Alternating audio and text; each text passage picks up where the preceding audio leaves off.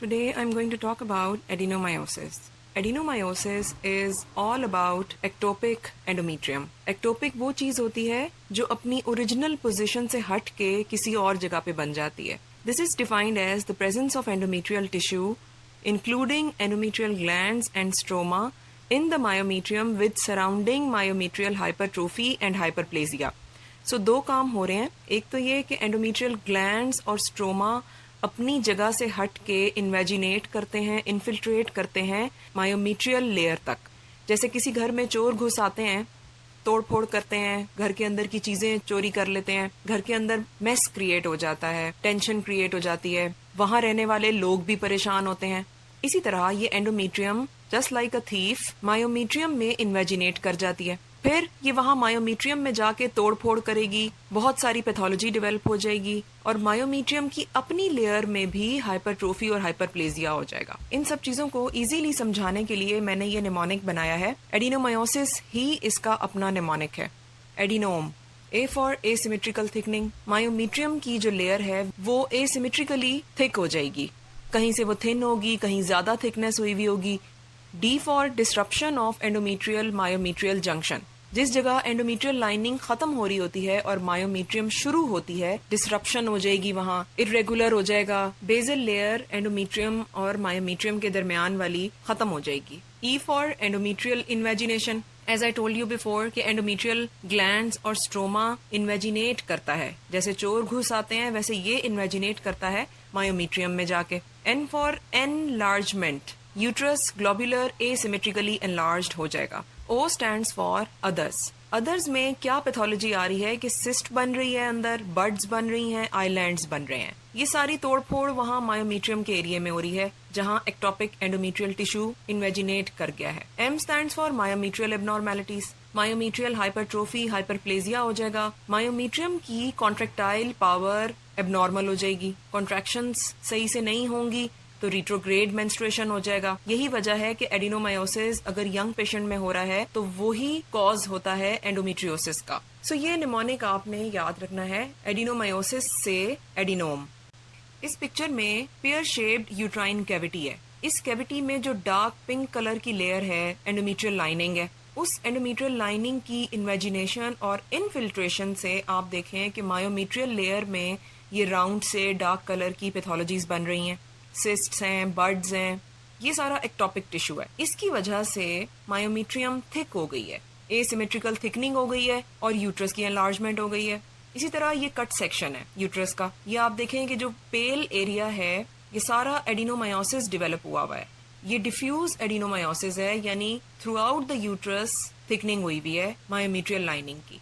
This picture is showing variations of the disease. एक होता है डिफ्यूज एडिनोमायोसिस, एक होता है एडिनोमायोमा और एक होता है फोकल एडिनोमायोसिस. डिफ्यूज में एक्टोपिक एंडोमेट्रियल टिश्यू पूरे यूट्रस में स्प्रेड हुआ होगा, पूरी मायोमीट्रियम उसने इन्वॉल्व की हुई होगी. एडिनोमायोमा इज जस्ट लाइक फाइब्रॉइड. एक लोकलाइज्ड जगह पे पैथोलॉजी डेवलप हो रही होगी और उसी लोकलाइज्ड जगह से यूट्रस एनलार्ज्ड हुआ होगा और वहीं पे मायोमीट्रियल पैथोलॉजी आ रही है. इसी तरह फोकल लीजन्स कहीं कहीं पे कोई एक लीजन बनी भी होंगी. This picture is again showing cut section of uterus with adenomyosis. ये पूरा पेल area thickening of myometrium show कर रहा है और अगर आप गौर करें तो छोटी छोटी अंदर स्पेसेस भी नजर आ रही हैं जो सिस्टिक स्पेसेस हैं, स्ट्राइएशंस हैं. यूट्रस पूरा ग्लोबुलर इन शेप है, एसिमेट्रिकली एनलार्ज्ड है. इसी तरह इस पिक्चर में भी कट सेक्शन ऑफ यूट्रस दिखाया हुआ है और आपको पैथोलॉजी भी नजर आ रही है. एक साइड से जहां एडिनोमायोसिस डेवलप हुआ हुआ है यूट्रस asymmetrically enlarged हुआ हुआ है. What are the risk factors for this disease? Increasing age. ज्यादातर ये डिजीज क्लोज टू मेनोपॉज 40 से 50 इयर्स के लोगों में देखी गई है. इसका कोई खास एक स्टिमुलेटिंग फैक्टर नहीं है, बस ज्यादा एज के लोगों में क्लोज टू मेनोपॉज टेंडेंसी ज्यादा होती है कि एंडोमेट्रियल लाइनिंग इन्वेजिनेट कर जाए. Increasing parity. This is opposite to what we have discussed in fibroids. Fibroids में नली पैरिटी वालों में टेंडेंसी ज्यादा थी, यहाँ इंक्रीज्ड पैरिटी वालों में एडिनोमायोसिस डेवलप होने की टेंडेंसी ज्यादा है. ओबेसिटी या ओवरवेट होना ये नॉन स्पेसिफिक रिस्क फैक्टर है, लेकिन इसको इस तरह कोरिलेट किया जा सकता है कि चूंकि एंडोमेट्रियल लाइनिंग مایومیٹریم میں جا رہی ہے اور اس کا سائیکلیکل انفلوئنس ہے اوویرین ہارمونس کی وجہ سے. سو اوبیسٹی اور اوور ویٹ میں بھی چونکہ ہارمونس کا کام ہے، سو پروبیبلی اس وجہ سے ڈیزیز گرو کرتی ہے. کچھ چیزیں ہوتی ہیں جو ڈیزیز کو ہونے میں ہیلپ کرتی ہیں اور کچھ ہوتی ہیں جو ڈیزیز کو گرو کرانے میں ہیلپ کرتی ہیں. پریویس یوٹرائن سرجری یہ واحد چیز ہے جو ڈیزیز کو ہونے میں ہیلپ کر رہی ہے. اگر کسی کی پچھلی ڈی این سی ہوئی بھی ہے تو آپ کو پتا ہے کہ ڈی این سی میں انسٹرومنٹیشن ہوتا ہے، تو اینڈومیٹریم اور مایومیٹریم کا جنکشن ڈسرپٹ ہو جائے گا. وہ جنکشن خراب ہوگا تو اینڈومیٹریل لائننگ انویجینیٹ کر جائے گی مایومیٹریم میں. ایٹیولوجی کیا ہے؟ یہ 3-4 باتیں ہیں جو ایڈینومایوسس کی ایٹیولوجی میں اپنا رول پلے کرتی ہیں. ایکٹوپک اینڈومیٹریم یعنی نارمل اینڈومیٹریم اپنی جگہ سے اٹھ کے ایک دوسری جگہ پہ چلی گئی ہے، تو دس is what we call ایکٹوپک tissue. یہ ایکٹوپک ٹیشو ہارمونس کو رسپونڈ کرے گا، سائیکلیکل ہارمونس. اسی وجہ سے ہر دفعہ ہیوی مینسٹرول بلیڈنگ ہوگی. اب نارمل پروسٹاگلینڈن سنتھسس، پروسٹاگلینڈن کا رول آپ کو پتا ہے پین کے ساتھ ایسوسیشن ہے. سو اس ڈیزیز میں پروسٹاگلینڈن کی سنتھسس چونکہ اب نارمل ہو جاتی ہے تو اسی وجہ سے پیشنٹ کو ڈسمینوریا ہوتا ہے. شدید پین کے ساتھ پیشنٹ پریزنٹ کرتا ہے. انکریزڈ مینسٹرول پین، آلٹرڈ مایومیٹریل کنٹریکٹیلٹی، چونکہ اینڈومیٹریل ٹیشو وہاں انویجینیٹ کر گیا ہے، وہ مایومیٹریم کے سیلز کو بریک کرے گا تو مایومیٹریم کی کنٹریکشن ہرٹ ہوگی. مایومیٹریم صحیح سے کنٹریکٹ نہیں کرے گی تو مینسٹریشن کے دوران بلیڈنگ صحیح سے نہیں ہوگی، اور وہ بلڈ جو 2 سائیکلز کے بیچ میں اکٹھا ہو رہا تھا وہ ریٹروگریڈ مینسٹریشن کے طور پہ پریزنٹ کرے گا. اینجیوجینک growth factors and Jain polymorphism. Polymorphism کا ریسپٹرز کے ساتھ تعلق ہے. جو ایسٹروجن ریسپٹرز ہوتے ہیں اس میں کچھ آلٹریشن آ جاتی ہے، ان کی میوٹیشن ہو جاتی ہے. کلینکل اسیسمنٹ آپ کیسے کریں گے؟ پیشنٹ آپ کے پاس کس کمپلینٹ کے ساتھ پریزنٹ کرے گا؟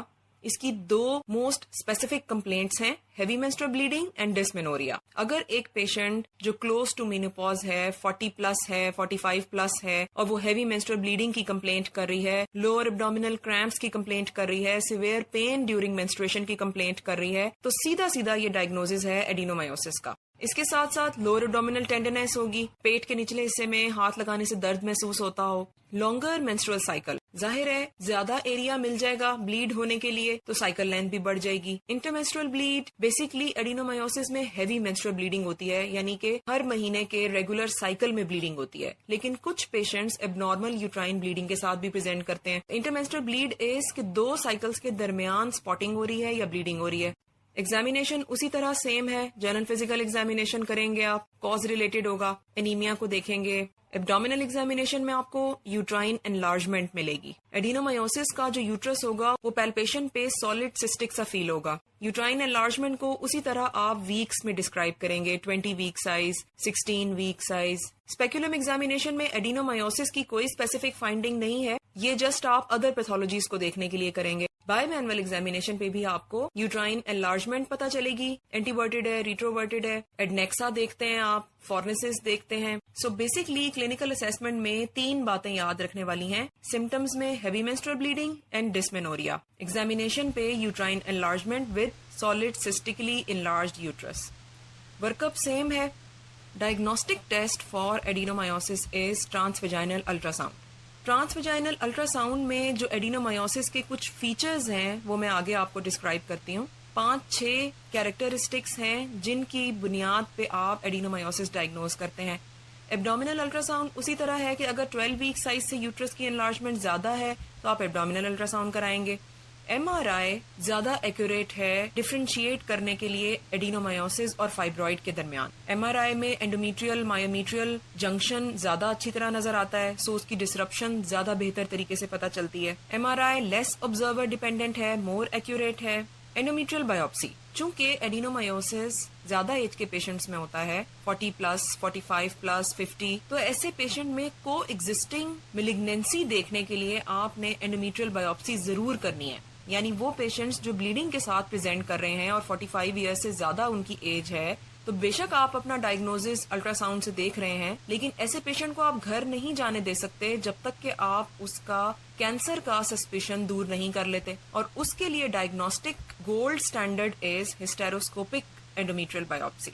These are sonographic features: ill-defined hypoechoic areas, heterogeneous myometrial echotexture, small anechoic lakes, asymmetrically enlarged uterus, indistinct endometrial myometrial border, subendometrial halo thickening.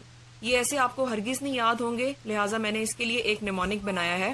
6 S ہیں جو آپ نے یاد رکھنے ہیں.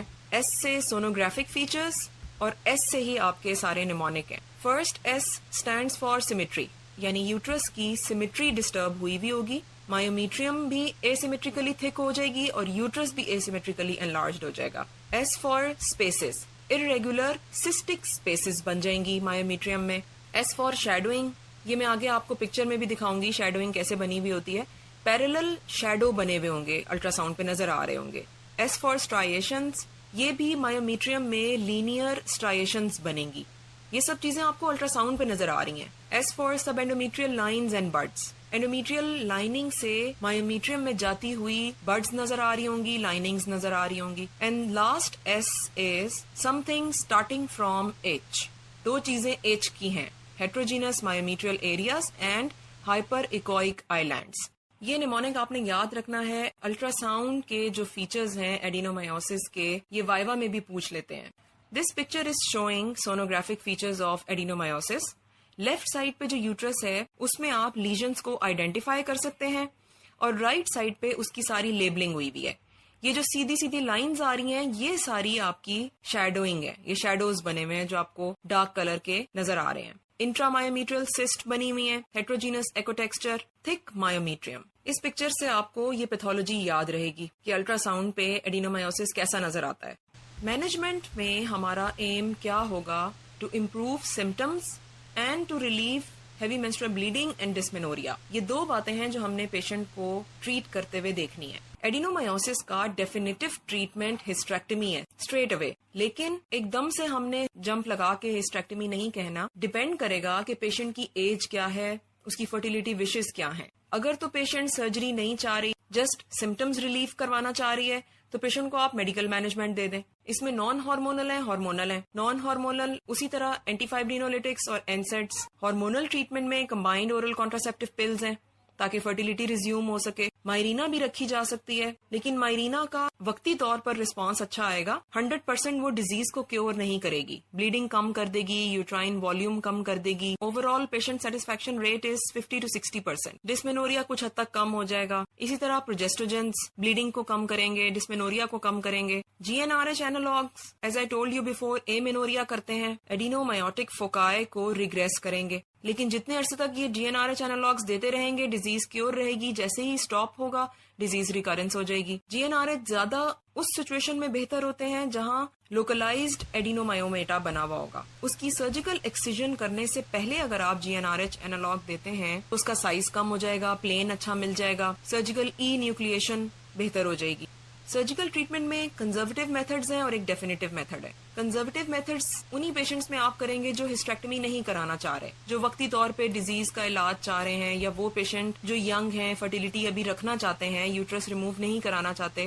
اینڈومیٹریل ابلیشن، سپرفیشل لیجن جو اینڈومیٹریل مایومیٹریل جنکشن کے قریب کی لیجن ہے وہ تو اینڈومیٹریل ابلیشن سے نکل آئیں گی، لیکن جو ڈیپ سیٹڈ ڈیزیز ہے، جو ڈیپلی انفلٹریٹنگ ڈیزیز ہے، اس کو آپ ابلیشن سے نہیں نکال سکتے. یہ بیسیکلی لوکلائزڈ جگہ سے ایڈینومایوٹک فوکائے نکالے گا، سو اس کا اتنا اچھا رسپانس نہیں ہے. اگر لوکلائزڈ ایڈینومایوما بنا ہوا ہے تو اس کو آپ پھر بھی ریزیکشن کر سکتے ہیں. یوٹرائن آرٹری ایمبلائزیشن یہ بیسیکلی فائبرائڈ کے ٹریٹمنٹ میں یوز ہوتا ہے فار سمپٹومیٹک فائبرائڈز، لیکن چونکہ ایڈینومایوسس فائبرائڈز کے ساتھ کو ایگزسٹ کر سکتی ہے اس لیے ہم اس کے بارے میں کنسیڈر کر سکتے ہیں.